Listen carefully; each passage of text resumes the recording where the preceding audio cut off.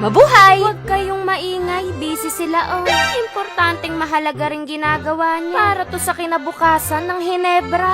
Kumuha muna ako ng lapis dahil bawal tayong magkamali. Gumamit pa ako ng ruler para sigurado. Sinipat ko na din kung pantay. Baka paling majirap na. Baka pati pag-shoot ng bola, pumaling din. Ngayon nyo lang makikitang seryoso sila. Madalas kasi sinusumpo.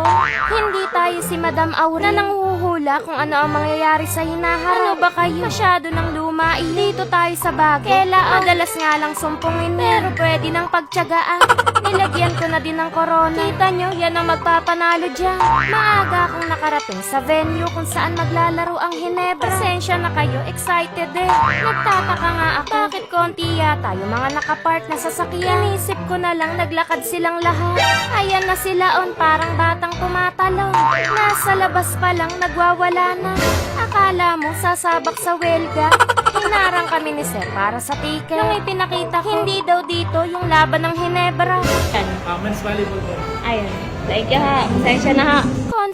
Confident pa naman ako sa pagwawala ko kanina. Nilunok ko na lang yung kahihiyan. Dinouble check ko yung ticket kung saan ba talaga. Pagkalinaw pala nung nakasulat, naka-caps lock. Silaon lang talaga ang hindi marunong magbasa. Ba't nagagalit pa? Malapit lang naman sa Inares, yung Phil Sports Arena. Ginabi nga kami Akala ko makakanood na ako. Saan kayo?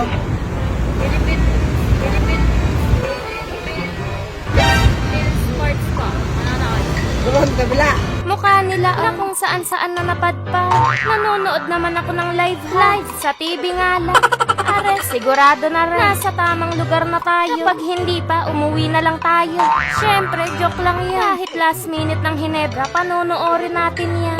Dumiretso na nga ako dito kay Sir. Siya kasi yung nag-i-scan ng ticket. Double check nyo ho, Sir. Laon na rin nasa harapan ninyo. Baka dumaan sa rekto yan. Tinuro sa akin yung pintuan kung saan ako papasok. Tinanong ko kung papuntang langit iyo.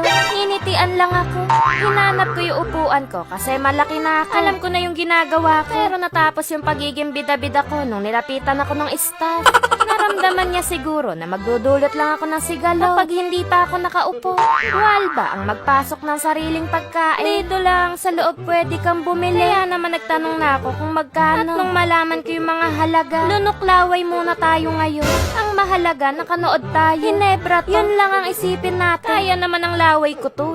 San Miguel at Converge nga pala ang naglalaro. Next game pa yung panlaban natin. Ayan nga si Pahardo, nagpapahinga. Bawat ticket kasi, 2 laro ang pwede mong panoorin. Kaya sinulit ko na. Pinayaran ko rin. Nagpapamigay sila ng damit. Nakikiagaw sana ako. Kaso baka tumalsik ako. Natapos na yung laro. Next game na tayo. Nandito na yung TNT. Akala ko nga may pasumba. Nagwa-warm up na sila. 20 minutes before the game, nandito na sila. Nagpapainit, naghahanda. Samantalang yung pambato natin, 10 minutes na lang, wala pa. Inaaninag ko nga ng mabuti. Si Scotty ba yung nakikita ko? Baka nagpagupit lang 5 minutes before the game, dumating na ang manok natin. Nakita ko kagad si Japa. Pambato natin yan Galingan mo ha. Si Iron Man, pambato din natin yan. Lahat naman sila magaling. Sila lang talaga yung paborito ng inyong kalaon. Nagumpisa na rin silang magsumba. Mag-warm up. Tapos si Scotty diretso sa Gedli. Akala ko hindi pa nag-uumpisa yung laban. Pagodan. Humiga. Warm up pala yun. Ini-imagine ko kung ako magtatayo kay Christian. Hanggang balakang lang niya ako. Scotty, ano yan? Legal ba yan? Baka naman hindi kayo makalaro dahil dyan. Laon, kakapuyat mo yan. Habang nagwa-warm up yung Hinebra, inilabas ko na ang ating anting-anting. Pinagpuyatan ko rin. Mga 5 minutes. Kasama pati pagdadasal. Mag-uumpisa na nga yung laro. Tinawag na yung mga pangalan nung magkabilang koponan. Jambol pala. Mainit na yung leba. Baka japit yan. Galing mo, japit! Jambol pa lang. Nagwawala na sila Ay, lalo na nung nagdunk si Japa. Aminin mo laon ano pinustay mo dyan. Utol ko nga pala si Coach Tim ko. Sa akin nanghihingi ng advice yan kung paano gagawin sa laro. Alam nyo na ngayon kung bakit magaling ha. Ba't teka, nasan ba yung pala? Si Scotty talaga maaasahan yan Yung warm up mo kanina, legal yun. Gagawin mo lagi yun. Dati, akala ko hindi nagpapalit ng jersey ang player. Basta kung ano ang suot nila sa umpisa, yun na hanggang matapos. Abe, ngayon ko lang nalaman, nagpapalit pala sila. Hindi kasi pinapakita sa TV yung ganiri. Dapat siguro ipakita nila to. Para Tara na, susubukan nating makakuha ng souvenir. Hindi naman player yung iuuwi ng inyong kalaon. Yung damit lang. Kayo naman. Sa sobrang ganda ng pagkakatirador ng jersey, dumiretso dun sa kabilang bench. Medyo nalungkot tuloy ang inyong kalaon. Aabangan ko yun paglabas.